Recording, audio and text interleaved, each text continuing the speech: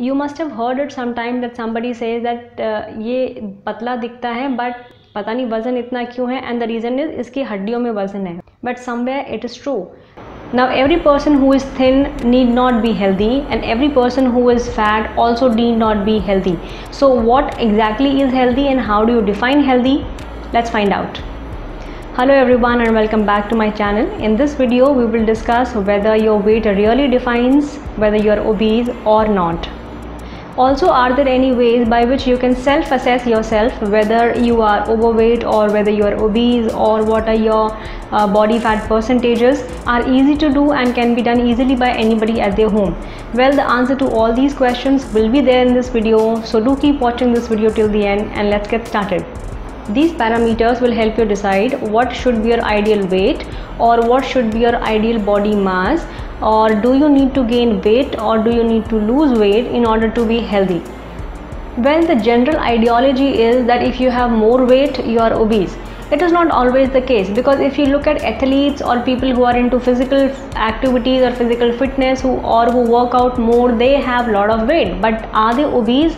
No way. If you look at their bodies, it is completely it is nicely chiseled and fit body rather than an obese body, whereas some person can be very skinny and thin, but it is not necessary that person is healthy. So by these parameters, weight only is not a deciding factor that whether somebody is healthy or somebody is not. Then what are the other ways by which you can decide about your health and about your obesity levels? The first parameter is BMI. BMI stands for Body Mass Index. Now you need two things to measure your BMI. First, you should be knowing your weight, and second, you should be knowing your height. Your weight should be in kilograms and your height should be in meters. And the formula to calculate BMI is weight upon height square. So either you can do it with a pen on a paper, or there are various BMI calculators on Google value, and you can easily put your weight and your height values and you will get your BMI. Now the ideal classification of BMI says that if your BMI is less than 18.5, then the person is underweight, and the normal ranges for BMI should be somewhere between 18.5 to 24.9, and if it is about 25 to 30, then it is overweight, and more than 30 is obese. Now the catch here is these parameters do not work for Indians. And why so? Because we Indians, we have a different phenotype as compared to the American people, and an average adult Indian will be lesser in height and less bulkier as compared to the same age matched person from the Western country. Now because of this difference in the phenotype between the Indians and the Western population, we have a different kind of classification for BMI for Asia specific people, and we Indians are classified according to that classification. Now according to that classification, now if somebody is having a BMI of 18.5 till 22.9, only that much parameter will be considered as normal. So that person will not be underweight, that person will not be overweight, they will be in the normal ranges. Whereas if you are 23 or above with your BMI, then you will be in the overweight, and if it is more than 25, then you will be obese. So what it means is, like for example, say some Indian has a BMI of 23 and an American has a BMI of 23. Now with the different criteria that we are classified in, the Indian will be overweight, whereas the American will be of normal BMI. So that is why using BMI is little tricky, and we as Indians should not be looking at the US standards or the standard WHO parameters. Rather we should be looking at the WHO Asia specific guidelines for BMI, which are formulated for the Asian population, which includes India as well. Now yes, BMI is the easiest to calculate, but why it is called as the rough estimate of your body fat? Because it do not take into account various parameters, like it do not take account of your age, it do not take account of your gender, it also do not count your distribution of fat in the body, and also it do not count the muscle mass. Because of these reasons, yes, BMI is used for the longest time to calculate your general health and obesity marks, but it is not considered the ideal parameter to decide whether you are obese or not. Also, this BMI gives a rough estimate of your body fat. It do not predict the exact measurements of the body fat. To clear all these things out, let us first understand the weight.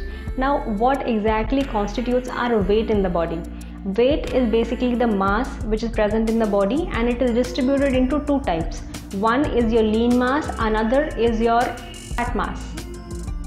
Now under lean mass comes your bones, your muscles and your organs. Weight of all these things will be coming in your lean mass. And under fat mass comes your visceral fat, your subcutaneous fat, and the fat which is the fat which is under the layer of your skin or which is near around your organs. All those will be constituting your visceral fat. So this fat mass which is subcutaneous or visceral is the real fat in the body that you have, and it is this fat mass which can lead to various health problems or health issues like cardiovascular conditions or diabetes or even cancers in the long run. So it is because of this reason that some people who look very thin, they might be having more weight, because you never know, they have more lean mass, that is there is more weight in their bones or in their muscles or in their organs. Whereas a person who is having more fat mass, that is the deposition of fat below the skin layer or around the organs, now that is the bad mass or the bad fat that is accumulated in the body, and definitely is not considered good for the body in the long run, as it leads to various health issues. So this brings us to our second parameter, which is body fat percentage. Now this is little more accurate as compared to the BMI, and it distinguishes fat from the muscle. So basically it tells you whether you are over fat and not overweight. Example, a highly trained athlete may be overweight when calculated by BMI, but when calculated by body fat percentage, he may not be over fat. And similarly, a person with normal weight in BMI may still be over fat when calculated for the body fat percentage, and may be at a risk of various lifestyle diseases or at a risk of various weight related conditions. Now how to calculate your body fat percentage? There are various high-tech methods that can be used to measure your body fat percentage, like DEXA, skin fold calipers, then hydrostatic weights or bioelectrical impedance. Even CT and MRI can also be used to assess your body fat percentage. But is there a way that can be used by every one of us at our home to calculate a body fat percentage? Well, the answer is yes. And all you need to calculate this is you should be knowing three things. First, the measurement of your waist, that is your waist circumference, then your hip circumference and your neck circumference. So it is the neck waist hip ratio, and it is the standard used by the US Navy, so called as the US Navy method. And there are free online calculators to calculate your body fat percentage, and you have to put these three values or the circumference of your neck, your waist and your hip, and you will get your body fat percentage. Now what should be the normal body fat percentage for men and women? Now for males, 18 to 24 has been considered as the ideal or the average body fat percentage, whereas for females it is somewhere between 25 to 31.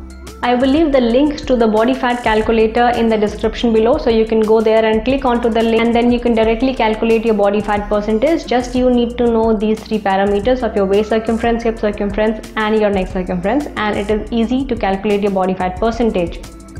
Now body fat percentage is little more accurate than your BMI, but again these two are the numbers. Then is there any other method that actually works more efficiently and is considered good?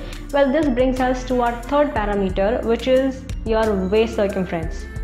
Now it might sound little weird, but yes, it is your waist circumference which is considered as the most important parameter today to decide whether you're healthy or you are not, or are you prone to any kind of medical conditions or lifestyle diseases or any metabolic diseases like diabetes or hypertension in future. So you might be very thin and lean, but you have a wider waistline.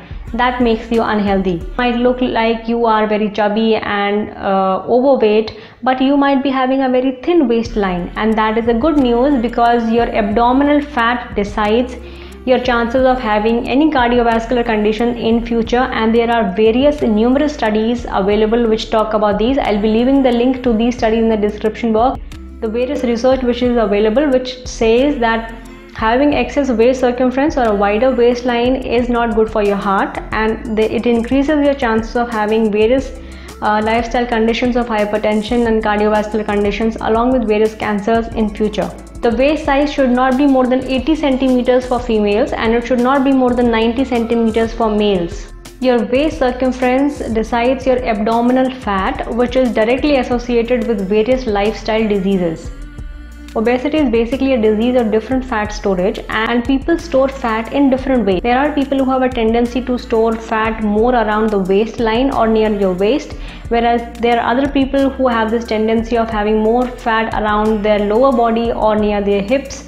So the central obesity, or your tendency to accumulate more fat around your waistline, is the most dangerous kind of obesity that one can have.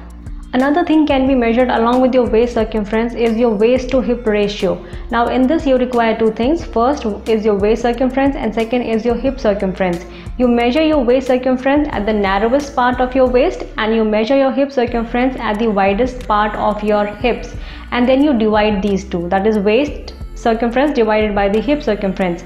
Now the normal parameters for this to decide for obesity is that in males, if this ratio is more than 1, then they are obese, whereas in females, if this ratio is more than 0.8, then they are said to be obese. So the crux here is that we need to make sure that we do not have abdominal obesity and everything falls in line, because it is the storage of fat in your central area or in the central part of your body that is the most dangerous form of fat that can accumulate, or the more dangerous kind of obesity that one can have, rather than having excess weight. So if you are having excess weight, do check out whether you are centrally obese or not, and if you are not centrally obese and you fall within the normal parameters, then there is no need to worry. And well, again, all these are parameters and numbers, and just calculating these again and again and trying to look at them with different ways is not going to help you. The only thing that are going to help you is when you exercise regularly, you take a good diet, and you take care of your health in terms of in physical, your emotional ways and your mental ways as well.